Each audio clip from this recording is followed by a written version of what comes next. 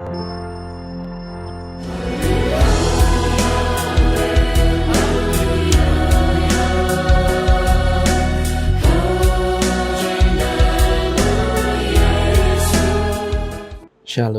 Bapak Ibu yang dikasihi Tuhan Yesus. Mari kita berdoa. Ya Bapa Sorgawi, ini doa kami Tuhan, Engkau menganugerahkan kami secara ajaib keajaiban-Mu, sehingga keajaiban Tuhan Yesus yang sangat ajaib ada pada kami, sehingga kami boleh percaya dan boleh menyatakan kepercayaan ini kepada orang banyak sekitar kami, dan orang-orang sekitar kami boleh semakin percaya padamu, dan kami boleh mengajarkan hal-hal yang paling benar di hadapan-Mu, bahkan mengenai keajaiban-Mu juga, dan keajaiban karya sorgawi-Mu kelak yang akan mereka terima pada waktunya. Kami terima semua janji-janji-Mu yang ajaib ini Tuhan.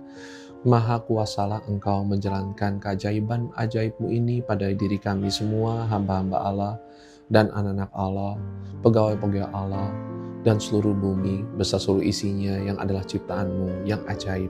Pada waktu-Mu Tuhan Yesus, kami terima segala keajaiban sesuai janji-Mu yang paling sempurna. Dalam nama Bapa, Anak, dan Roh Kudus. Dalam nama Tuhan Yesus Kristus kami. Amin. Shalom Bapak Ibu yang dikasihi Tuhan Yesus.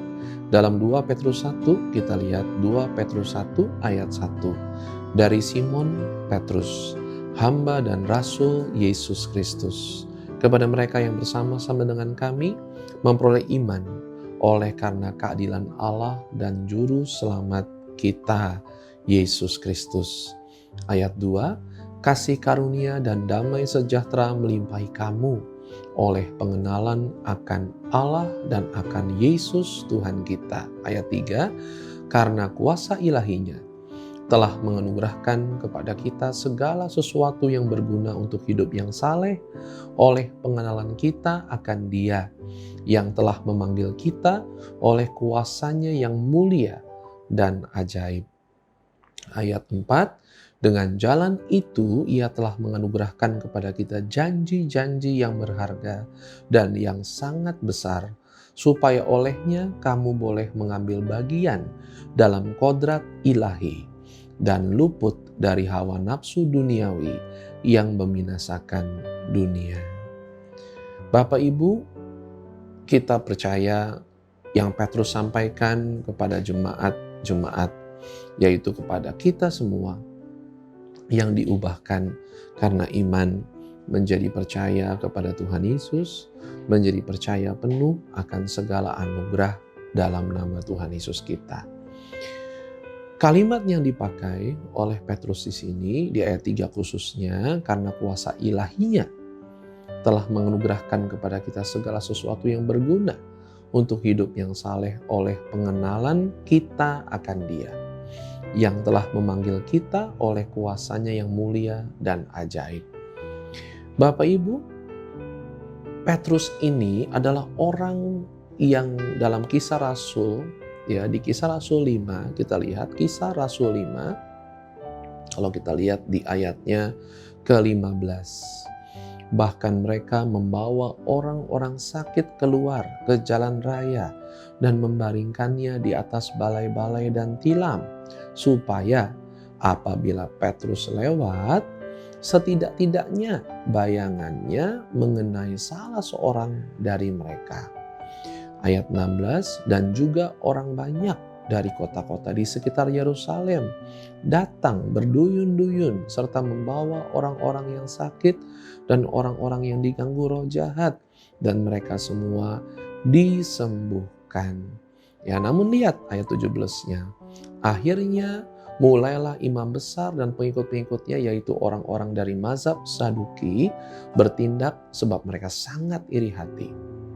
Ayat 18, mereka menangkap rasul-rasul itu lalu memasukkan mereka ke dalam penjara kota. Ayat 19, tetapi waktu malam seorang malaikat Tuhan membuka pintu-pintu penjara itu dan membawa mereka keluar, katanya. Ayat 20, pergilah, berdirilah di bait Allah dan beritakanlah seluruh firman hidup itu kepada orang banyak. Kita lihat di sini ya bahwa kuasa yang disebut oleh Petrus mengenai kuasa ajaib itu benar ada, nyata. Sampai orang-orang melihat keajaiban Petrus yang baru. Karena Roh Kudus tentunya sesuai janji Allah. Kuasa kita semua dari Roh Kudus Tuhan Yesus kita Bapak Ibu. Karena kita percaya salibnya, kita mengakui karya salibnya, kita dibayar lunas oleh darahnya menjadi milik Tuhan Yesus, maka Roh Tuhan Yesus memimpin kita menjadi anaknya yang ajaib. Informasi Petrus di sini di 2 Petrus 1 itu telah terbukti dalam karya keajaiban Tuhan dalam hidup Petrus.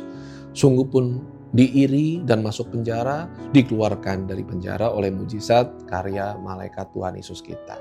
Kita percaya keajaiban demi keajaiban, serangan demi serangan, keajaiban lagi demi keajaiban lagi benar terjadi dalam hidup Petrus. Tapi ayat 2-nya kasih karunia dan damai sejahtera melimpahi kamu oleh pengenalan akan Allah dan akan Yesus Tuhan kita. Nah, sehingga pengenalan ini menjadi salah satu kata kunci. Apa kita benar mengenal, mengetahui secara benar mengenai Allah kita, mengenai Yesus Tuhan kita. Ya, karena ayat 3-nya lagi diulang, karena kuasa ilahinya telah menganugerahkan kepada kita segala sesuatu yang berguna untuk hidup yang saleh oleh pengenalan kita akan Dia yang telah memanggil kita oleh kuasanya yang mulia dan ajaib.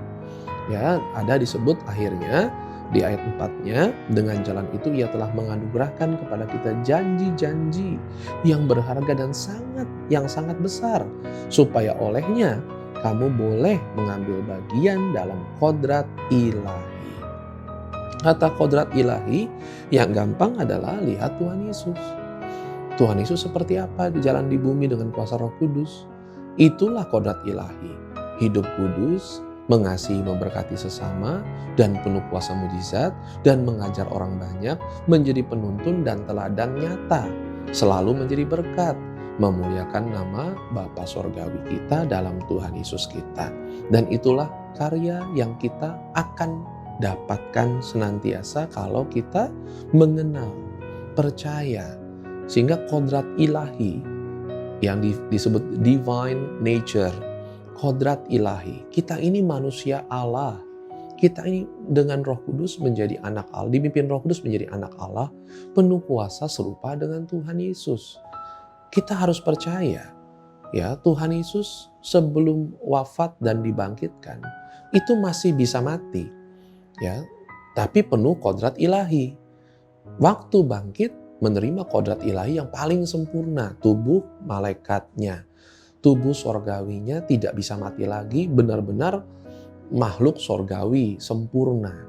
Ya, sedangkan Tuhan Yesus sebelum wafatnya kita bisa ikuti, disebut mengenal Tuhan Yesus dengan kodrat ilahinya Tuhan Yesus selama di bumi setelah dipimpin Roh Kudus baptisan Yohanes. Itulah step ya yang kita bisa terima. Makanya kita mengenal bagaimana Tuhan Yesus sebelumnya orang biasa, ya, di Nazaret, kemudian umur 30-an dipimpin Roh Kudus setelah baptisan Yohanes, maka perubahan sangat besar yang disebut mulia dan ajaib, yang disebut kodrat ilahi, benar ada bersamanya. Dan akan senantiasa bersama kita juga karena telah menyertai Petrus seumur hidupnya. Menyertai para rasul lain seumur hidup mereka. Menyertai martir-martir seumur hidup mereka. Menyertai orang banyak, kodrat ilahi, kesalehan ajaib, juga kuasa memberkati ajaib. Tuhan Yesus memberkati kita semua yang percaya. Tuhan Yesus telah wafat di salib, memenangkan kita, memberi kemenangan kepada kita, tidak sia-sia. Kodrat ilahi adalah janji Allah yang sangat berharga, sangat besar, yang disebut bebas hawa nafsu duniawi, menolak kuasa dosa, hidup dalam pengudusan karena Roh Kudus, karena anugerah Allah, bukan karena perbuatan kita sendiri, namun karena kuasa ilahi membentuk kita yang baru. Kodrat ilahi dalam nama Tuhan Yesus menyertai kita senantiasa selamanya. Dalam nama Tuhan Yesus. Amin. Tuhan Yesus memberkati. Shalom.